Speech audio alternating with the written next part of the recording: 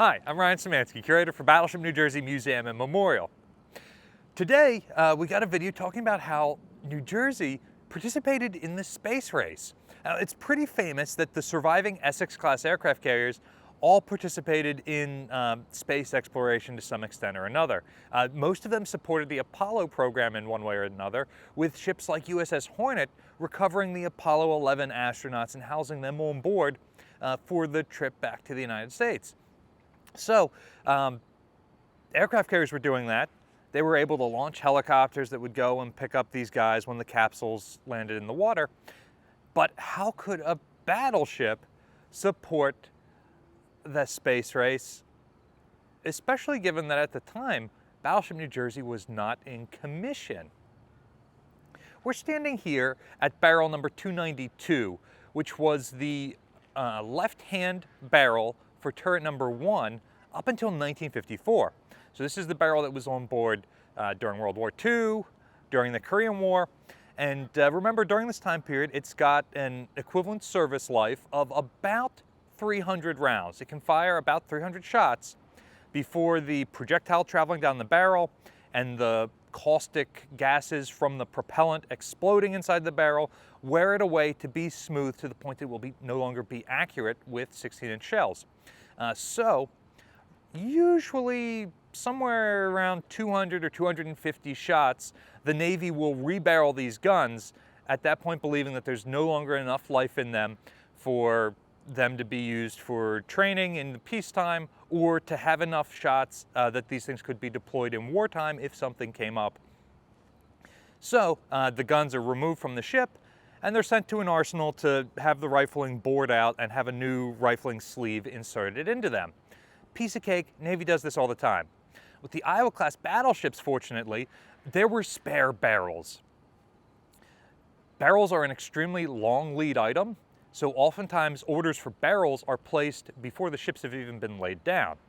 And so, in addition to the barrels that were put on the existing Iowa class, and there were presumably some spares made for the Iowa class, there were also barrels made for Illinois, Kentucky, and some of the early Montana class probably had barrels cast for them as well. So there were enough of these barrels sitting around in the inventory in 1954 when New Jersey comes back from Korea and gets rebarreled that they just put all new barrels on, took the old ones off, rebarreled them, and put them in storage around the country.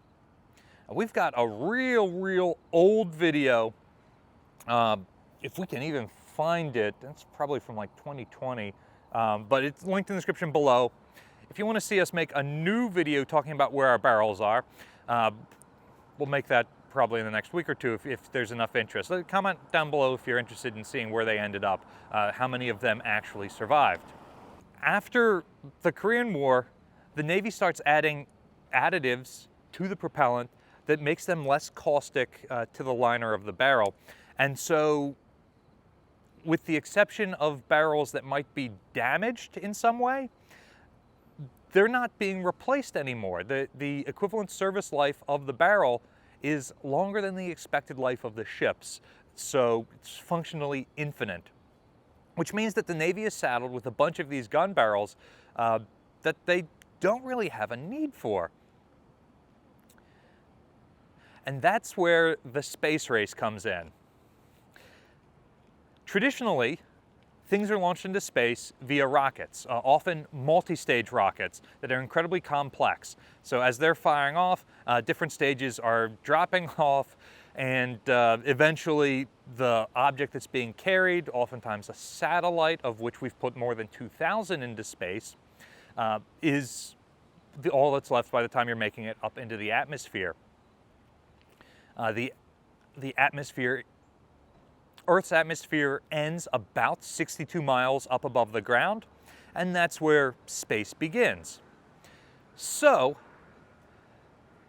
that's where this wacky Canadian professor, a guy by the name of Gerald Boole, comes in, and he says that he can launch satellites into space using a really big gun. Here in the United States, we really like our guns. We love to use guns for anything possible. And so the Army's like, hey, that's fantastic, let's do this. And between the Canadian government and the United States Army, they were able to get funding for a couple of years for what is known as HARP, the High Altitude Research Project. Now this has a number of benefits. One, if you can actually use this to shoot a satellite into space, in the 1960s that cost about $2,500 per shot, compared to, I have no idea how much it costs for the rockets. Rockets also incredibly complex, especially pre-digital age. And so there were as many rocket failures as there were successes. So not only is it more expensive, it's more likely to fail. When it only costs $2,500 to launch something into space, who cares if it fails? But even so, knowing how much propellant it takes to launch something into space, it's not that likely to fail. So that's one benefit from it. The other benefit, especially from the American government's point of view, is there's been very little testing of the upper atmosphere. It's expensive to deliver testing equipment up to the upper atmosphere. So to this day, half of the experimentation that's been done in the upper atmosphere has been done by using a 16-inch gun barrel like this to shoot testing equipment up into basically into the border of space. And so that generated a ton of research that was needed for further rocketry, for higher flying jets and aircraft developments and things like this.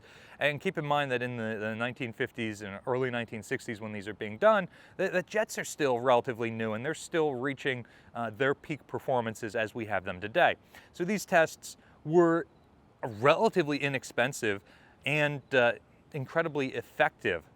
So think about getting a rocket. You got to make it, you got to get it to the launch pad. You have to have all these trained people in this facility, and you got to do the whole countdown and everything. No. 30 minutes. You load the projectile into the gun, you put the propellant behind it, you point the thing straight up in the air, and you fire it. That's all it takes. Now, here's where Battleship New Jersey comes back into the story. Barrel number 276, that was the right-hand barrel in turret number 2 during World War II and the Korean War, was given to the Army in probably 1966. In 1966, it is taken to the Yuma Army Proving Grounds and grafted to another gun barrel to make a nearly 200-ton, 119-foot artillery piece. Check out this picture. Essentially, they cut the breech off of a different gun. I suspect it's a 16-inch 45 spare barrel from a South Dakota class battleship, but it could in theory be a 16-inch 50 that's been cut down as well. And they basically weld a flange on that, weld a flange on the muzzle of a gun just like this, bolt them together, and then put a bunch of supports around it so that this thing can point straight up in the air without the gun hanging because of its massive weight and length. So I did some math on this. First off, the gun is bored out smooth bore. So when you remove the rifling, this thing has a 16.4-inch diameter. With the extra gun on the end of it, you get a 9-foot breech section where your powder is, and then a 110-foot barrel length, which is 82.5 calibers for a 16-inch gun. It ended up being 80 calibers for a 16.4-inch gun. So how does this help get things to fire further? There are a couple of things you can do to increase your range that you're getting out of a gun. The first thing you can do is modify the propellant in some way. And it does seem like these guns used a more modern propellant than the World War II manufactured type stuff that the battleships carried. So it's not using its original propellant. But you can heat up the propellant so that it's already hotter at the point that it burns. This is not a good idea. It could prematurely detonate, so that's almost never done.